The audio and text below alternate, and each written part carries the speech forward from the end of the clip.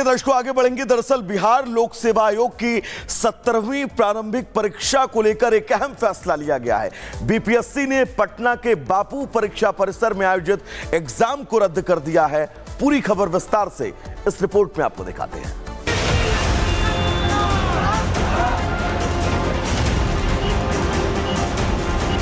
बिहार में बीपीएससी की 17वीं प्रीलिम्स परीक्षा को लेकर छात्र आक्रोशित हैं। बीते 13 दिसंबर को पटना के कुम्हरार स्थित बापू परीक्षा केंद्र की घटना पर लगातार नारेबाजी हो रही है। इस बीच बीपीएससी ने सोमवार को बड़ा फैसला लेते हुए उस केंद्र की परीक्षा को रद्द कर दिया है, जिसकी जानकारी आयोग के अध्यक्ष रवि मनु भाई परमार ने प्रेस कॉन्फ्रेंस के जरिए दी। इस बात को भी ध्यान में रखते हुए कि जो लोग ने अल्टीमेटली एग्ज़ाम दी है उसमें से भी उस सेंटर पर कुछ बच्चों ने कदाचार किया होगा, इसको ध्यान में रखते हुए बापू परिसर में जो एग्ज़ाम हुई थी उस पूरी परीक्षा को रद्द कर दिया है, रद्द करने का निर्णय लिया है। अध्यक्ष रवि मनु भाई परमार ने बताया कि आयोग ने जांच के आधार पर बापू परीक्षा केंद्र की परीक्षा को रद्द करने का फैसला लिया है। मैंने बहुत विस्तृत में पूरी बात बता दी है।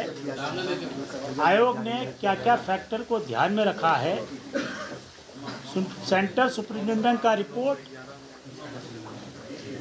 वहाँ पर प्रतिनिधित्व मैजिस्ट्रेट का रिपोर्ट जो जिला पदाधिकारी के माध्यम से प्राप्त हुआ है, वो आयोग के पदाधिकारियों ने वहाँ जाकर जो जांच की, आयोग को जो कंप्लेंट मिली है, जो मीडिया रिपोर्ट देखे, जो वीडियो क्लिप देखी है, और ऐसे बड़े सारे डायरेक्ट इनडायरेक्ट फैक्टर ध्यान में रखते हुए आयोग ने बिहार के छात्रों अभ्यर्थियों के हित में ये निर्णय लिया है। तो रद्द परीक्षा को लेकर आयोग के अध्यक्ष ने कहा कि बापू परीक्षा केंद्र पर नए सिरे से परीक्षा के लिए जल्द तारीख का ऐलान होगा। रद्द परीक्षा के लिए नए प्रश्न पत्र तैयार होंगे और सभी परीक्षा केंद्रों के नतीजे एक साथ जारी होंगे। वहीं 13 दिसंबर को बापू परीक्षा केंद्र में हंगामे पर उन्होंने साफ कर दिया कि दोषियों के खिलाफ कड़ी कार्रवाई की जाएगी। जहाँ तक वैसे बच्चों की बात है जो अभी तक चिन्हित नहीं किए गए हैं, पहचाने नहीं गए हैं, तो मैं स्पष्ट कर देना चाहूँगा कि ऐसे सभी उपद्रवी तत्वों की पहचान की जाएगी। जिनकी पहचान कर दी गई है उनको हम लोग सुकौश करके आगे की कार्रवाई करेंगे। आज से लेके ये एग्ज़ाम जब होगी, इसके बीच में अलग अलग सरकारी एजेंसियां इनकी पहचान करती रहेगी। उन लोगों का कि हम लोग सुकौश करेंगे, और अगर ये पाया जाता है कि उन्होंने कानून हाथ में लिया है तो उनको डिबार करने की भी कार्रवाई करेगी। अगर किसी परिस्थितिवश वो परीक्षा में भी बैठ जाते हैं तो ऐसे तत्वों का रिजल्ट आयोग प्रकाशित नहीं करेगा। इसलिए उन्हें पहचानने की प्रक्रिया तब तक जारी रहेगी जब तक अंतिम डिस्क्रिमिनेंट आइडेंटिफाई नहीं हो जाता है। 13 दिसंबर को बिहार में बीपीएससी की 17वीं प्रीलिम्स परीक्षा के लिए पूरे राज्य में 912 केंद्रों पर परीक्षा आयोजित की गई थी, जिसमें करीब 5 लाख अभ्यर्थियों ने हिस्सा लिया था। ये परीक्षा ग्रुप ए और ग्रुप बी के पदों पर भर्ती के लिए आयोजित की गई थी। इस बीच पटना के बापू परीक्षा केंद्र में पेपर रद्द होने से करीब 6500 छात्र दोबारा परीक्षा में शामिल हो सकेंगे। तो वहीं बीपीएससी की प्रीलिम्स परीक्षा के मुद्दे पर सियासत भी खूब हो रही है। बिहार में बीपीएससी की प्रीलिम्स परीक्षा का मामला गरमाया हुआ है।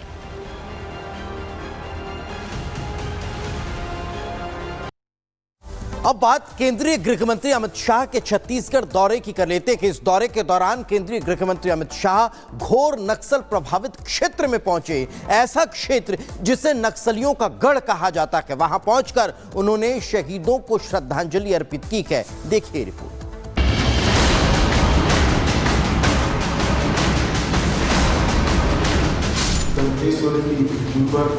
नक्सलवाद के नाम पर एक भी खून नहीं बनेगा।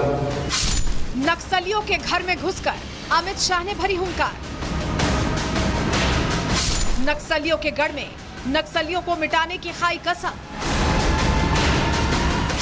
अमित शाह ने नक्सलियों के खात्मे की बता दी आखिरी तारीख। अमित शाह के तेवर देखकर बिल में जा छिपे नक्सली।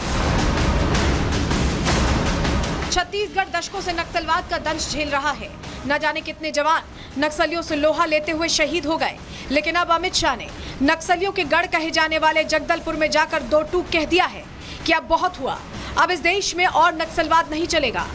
अमित शाह ने वो तारीख भी दी है जिसके आने से पहले ही नक्सलवाद पूरी तरह मिट जाएगा। हमने मिलकर एक मजबूत अभियान तय दिशा के तहत शुरू किया और मैं आप लोगों को आश्वस्त करना चाहता हूं कि 31 मार्च 2026 के बाद दंतेश्वर की भूमि पर नक्सलवाद के नाम पर एक भी खून नहीं बनेगा। इसका भरोसा मानकर चलिए, हम इसको संभालेंगे। दरअसल अमित शाह जगदल आज दोपहर लोकसभा में पेश होगा one nation one election bill. केंद्रीय कानून मंत्री अर्जुन राम मेघवाल सदन में पेश करेंगे विधेयक। तो बीजेपी ने अपने सांसदों के लिए जारी किया व्हिप। 3 लाइन का व्हिप जारी किया है। सभी सांसदों को लोकसभा में उपस्थित रहने के लिए कहा गया। राज्यसभा में संविधान पर आज चर्चा का दूसरा दिन। जेपी नड्डा सुबह 11 बजे राज्यसभा में संविधान दिवस पर बहस की शुरुआत करेंगे। एक देश एक चुनाव पर बीजेपी सांसद दिनेश शर्मा का बयान सामने आया। बोले, एक राष्ट्र एक चुनाव इस देश के लिए वरदान साबित होगा। इससे न केवल धन की बचत होगी, इससे जीडीपी भी बढ़ेगी। वन नेशन वन इलेक्शन इस देश के लिए एक ऐसा वरदान साबित होगा जिसमें न केवल धन की बचत होगी, अपव्यय की बचत होगी, बल्कि हमारा जो जीडीपी है वो भी बढ़ेगा। एक देश एक चुनाव बिल का कांग्रेस नेता उदित राज ने किया विरोध। बोले, बाबा साहब के संविधान के खिलाफ है ये, छोटी पार्टियां से समाप्त हो जाएंगी। प्रियंका गांधी के फिलिस्तीन लिखा बैग को लेकर मचा सियासी घमासान। बीजेपी सांसद सीपी जोशी बोले, तुष्टीकरण की पराकाष्ठा है। ये ओवैसीउद्दीन ओवैसी की बहन आ गई है, मुझे लगता है। कोई फिलिस्तीन जिंदाबाद के नारे लगाता है और कोई फिलिस्तीन के समर्थन में बैग लेके आता है। मुझे लगता है कि तुष्टीकरण की पराकाष्ठा है। प्रियंका गांधी के फिलिस्तीन वाले बैग पर बीजेपी का तंज। बीजेपी नेता आरपी सिंह बोले, मैं प्रियंका को एक बैग भेज रहा हूं जिस पर लिखा होगा CAA। ये जो इस्लामिक ब्रदरहुड वाला मामला है, यह दर्शाता है कि प्रियंका वाड्रा या कांग्रेस पार्टी उस इस्लामिक ब्रदरहुड का हिस्सा हो गई है। आज पाकिस्तान समर्थन कर रहा है, कल और भी देश इसको समर्थन करेंगे। मैं एक बैग उनको भेजता हूं, मैं चाहूंगा वो बैग कैरी करें, जिस पे लिखा रहेगा CAA। प्रधानमंत्री नरेंद्र मोदी आज राजस्थान को देंगे 46,300 करोड़ की सौगात। 24 परियोजनाओं का उद्घाटन और शिलान्यास करेंगे। 1 वर्ष परिणाम उत्कर्ष कार्यक्रम में होंगे शामिल। तो वहीं दिल्ली में जामिया यूनिवर्सिटी में फिर लगे भड़काऊ नारे। दिल्ली पुलिस और जामिया प्रशासन के खिलाफ नारेबाजी। कट्टरपंथियों ने निकाला मार्च।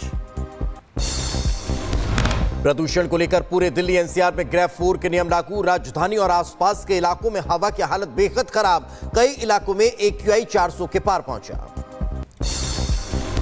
दिल्ली में डीजल से चलने वाले कॉमर्शियल वाहनों के प्रवेश पर प्रतिबंध। दिल्ली पुलिस ने ग्रेड 4 के नियमों का सख्ती से कराया पालन। निगरानी के लिए वाहनों की जांच की जा रही है।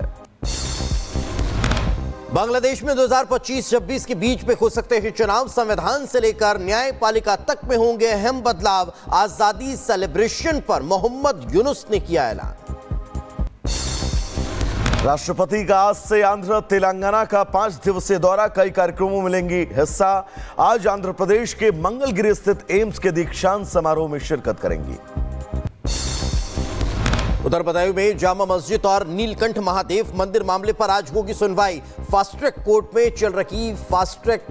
में यह सुनवाई चल रही है। मामले की सुनवाई को लेकर आज महत्वपूर्ण फैसला आ सकता है। वहीं अनव्यापी वजूखाने के सर्वेक्षण की मांग वाली याचिका पर आज इलाहाबाद हाईकोर्ट में सुनवाई। शिवलिंग को छोड़कर वजूखाने के बाकी हिस्से का सर्वे करा